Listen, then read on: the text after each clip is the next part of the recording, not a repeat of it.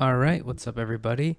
So, we have terrible news today. Jake Paul is scheduled for another boxing match. But, in better news, he will be fighting one of the legends of mixed martial arts, Anderson Silva. So, in this video, I just wanted to give my thoughts on this fight.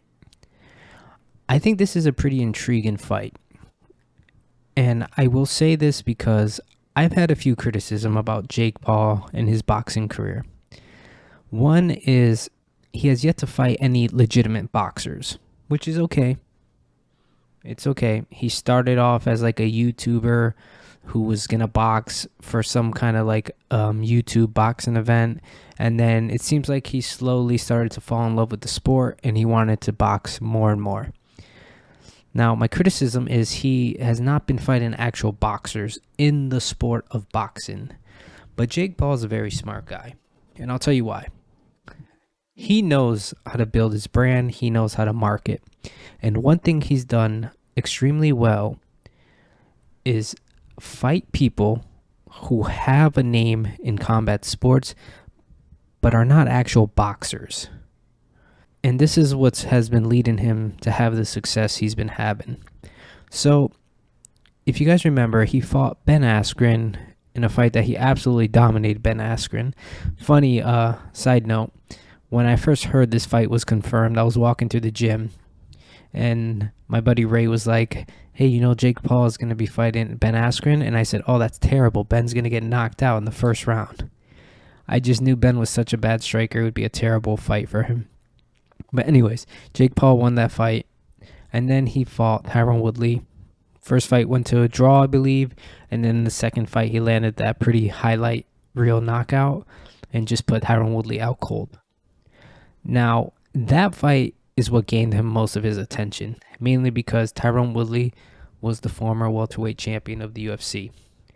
Now, if you're a real fight fan, you know that MMA boxing is not the same as actual boxing. The stance is different, the movement is different, the way the strikes you use are going to be different. In MMA, you're constantly worried about punches, kicks, knees, elbows, takedowns. You just got to stand different. And if you just watch an MMA fight and a boxing match, you can clearly see the stance difference. So even though I do consider Tyron Woodley to be a great fighter, especially in his prime, he's still not a boxer. But like I said, Jake Paul did a good job at lining up his fights to make it look like this was a legitimate challenge for him. And in all honesty, it looks good on paper to knock out the former welterweight champion in the UFC. It's something you can brag about. It looks great. But at the end of the day, Tyron's not a boxer. And here's the thing, I will give Jake credit. He does seem to be taking this sport very seriously. He does seem to be training hard, and he is young, and he is hungry, and he is hardworking, and all those things is going to make him very successful. Now, when I say successful, I mean relative to his potential. Is he going to go become the next boxing world champion? No, not in a legitimate organization. Is there hundreds, maybe thousands of boxers that would absolutely put hands on Jake Paul? Absolutely. Whether it's in the amateur rankings or the professional rankings, there's a lot of people that would do work on Jake Paul.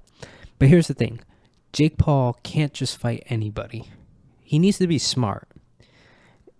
If he fights somebody that doesn't have a name, he's not going to sell tickets. Like, nobody's going to tune in for that. Even if the guy is a legitimate boxer, they're not going to tune in for that. So he is in this weird predicament where he can't fight somebody that's a really good boxer or even a B-level boxer because he'll lose, but he also can't fight a scrub either because he's already had those fights. He can't go back to those fights. So now what he's trying to do is fight Anderson Silva, which I think is a good test. I think it's a good fight because Anderson Silva has won most of his fights on the feet, and he's even boxed professionally, and he's had plenty of fights where he's knocked people out with his hands too, and he's not a wrestler at heart like Tyron Woodley is. So this fight is pretty intriguing for that reason. Now, the only thing I don't like about this is that this is not a prime Anderson Silva. This is an Anderson Silva that's 47 years old. This is an Anderson Silva that is slower, not as strong, not as in shape. He's just out of his prime. Now, does that mean he's going to lose?